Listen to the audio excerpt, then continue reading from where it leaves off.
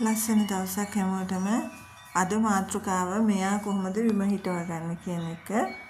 ඉතින් මට කෙනෙක් අහලා තිබ්බා මේ විම හදන්නේ කොහොමද කියලා වීඩියෝ එකකින් ගේන්න කියලා. ඒ පුංචි ඉල්ලීම තමයි. ඉතින් මම ජීවත් වෙන්නේ කඳුකර ප්‍රදේශයක ටිකක්. ඒක නිසා මම මේගේ ඉස්සරහ තියෙන මගේ ඉවුරයිනේ පොඩි ගල්බැම්ම ළඟ මෙන්න මේ විදිහට පාති ඉස්සල සුද්ධ කරගන්නවා. මෙහෙම තමයි පොළව තියෙන්නේ මේ දවස්වල රස්නේ නිසා. ඉතින් මෙන්න මේ විදිහට Tamanට අවශ්‍ය ප්‍රමාණයට පාතිය හදලා ඊට පස්සේ ඇන්තෝරියම් වගා කරලා පැල අර රිපෝට් කරනකොට ඉතුරු වෙන පොල්ලෙලි මම ආය ඇන්තෝරියම් හදන්න ගන්නෙ නෑ. ඒක නිසා මම ඒ පොල්ලෙලි මේ වගේ gedara ලස්සන කරන මල් හදනකොට ඒ පොල්ලෙලි ටික දානවා.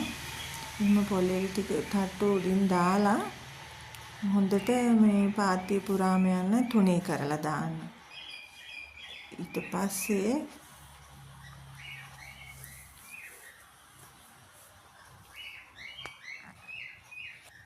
සමානව තුනී කරලා ඉවරලා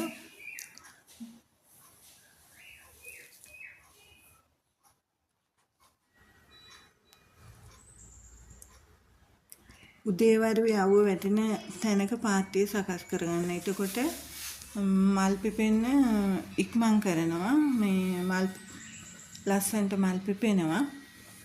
මේ පාතිය හදනකොට අවුව වැටෙන තැනක හදාන්න.